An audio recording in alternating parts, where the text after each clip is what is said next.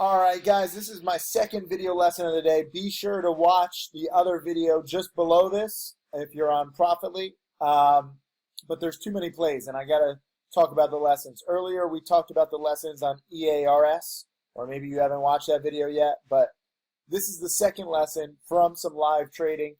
I got to tell you, TELL was not on my watch list. I'm sorry. There's way too many stocks in play, but I've been watching it because this has been one of the strongest movers of the past few months, and I'm always looking at different big movers. And then also yesterday was the first green day, and I like dip buying this. If you watch my penny stocking framework DVD, you know that this is a number 5 pattern. I'm not really sure how well it works on higher price stocks, so today was kind of a test. Remember, I think of myself as a scientist, always testing. And frankly, this was a pretty good dip buy. This is another pattern that I want you to get acquainted with if you watch my video lessons, number 4,210. And it's basically a dip buying pattern. I've done, I don't know, maybe a dozen of these since the start of 2017. You basically look for a stock that has been spiking for several weeks, ideally several months even, and you look for this big panic, this big morning panic. And usually the first panic offers the best bounce. This was when I made $1,000 on CNAB, and I sold the bounce too soon, but this was a nice 50% bounce inside of an hour. Okay, and just to put things in perspective, to make 50% on Wall Street, like in a mutual fund or most of these like value investors, we're talking 5 years. And that's still pretty good to make 50% in 5 years. This is 50% on your money in an hour. With higher price stocks, it's not as good. But today, there was a good panic to buy. I made the mistake of chasing this one because yesterday was a green day, the first green day. So I thought that, okay, it based here in the 12s, and then it's going to test yesterday's high in the 1250s and maybe break out to the 13s. It was wrong. I was wrong. It totally got stuffed. It was a perfect double top at 1250. Okay, so I cut my losses on my first one. The better play, and you can see it actually just went green again. I wouldn't be surprised if by the end of the day it's back to 1250. But the better play was dip buying the morning panic.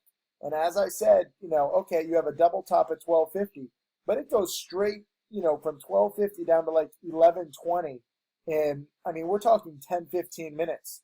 And this was just an amazing, amazing panic on a stock that had its first green day yesterday, that has the multi-week run-up, and theoretically should be, a little strong. And I actually just sold my bounce a little too soon again. I dip bought this again, so I was wrong here on my first trade, cut losses quickly, lost a few $100, not the end of the world.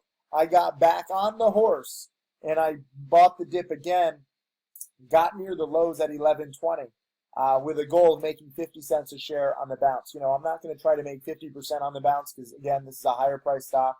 But this is nice to see. You're seeing this live.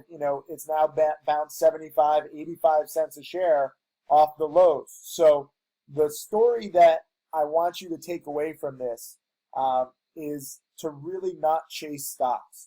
I chased it a little bit because I didn't want to miss a big morning spike. And I know many of you guys have that problem. I have that problem, where you want to be there, and it's fun, and there's action. If you learn to control that kind of addiction and desire for profits and desire for action, and you wait for the trade to come to you. I wasn't even going to trade it again. I was like, oh, you idiot, Sykes, why did you buy this? You're so stupid. But then I saw the morning dip pattern again. I've seen this morning dip pattern a lot, and that is when I know that, guess what, there opens up some opportunity. And so, I'm coming away with this with a net positive in terms of money and in terms of lessons.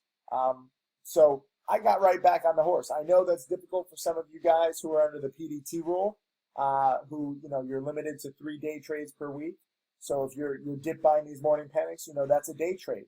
And you have to consider that. So if you're under the PDT rule, that should make you even more scared to trade. And you really should not chase anything, near the market open in this market, a lot of these stocks are just absolutely failing. They're looking strong pre-market, they're looking, strong near the open, and then they crash. If you can wait and have patience and wait for these big panics that happen, we're talking all in like 10 or 15 minutes.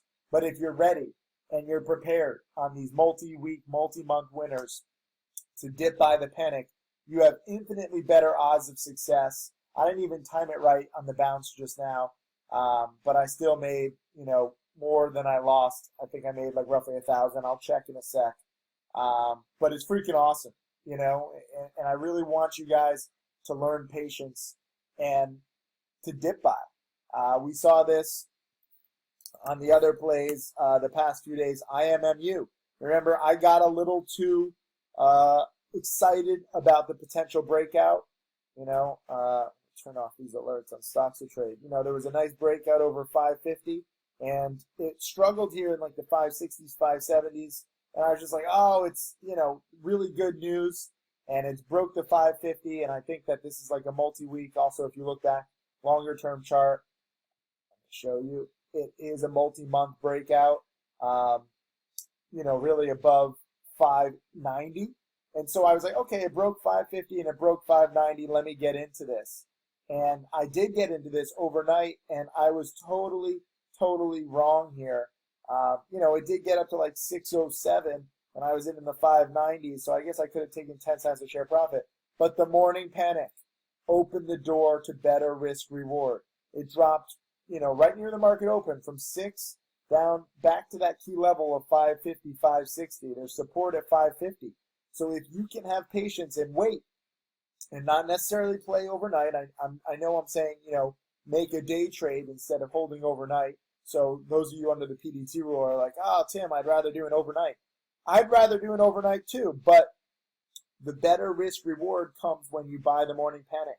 And those of you, I know some students, Jason and Richie are two students that come to mind, two challenge students that bought the morning dip in here in 560, 570. I think Jason, what did he say? I think he bought like 2,000 shares, and I think he got it like 570, and he flipped it at like 6. And so he made, 30 cents a share on 2,000 shares. Nothing huge, but not bad, $600 and good risk reward. He said that he wasn't even scared because, he bought the morning panics. He's seen this video lesson on buying morning panics.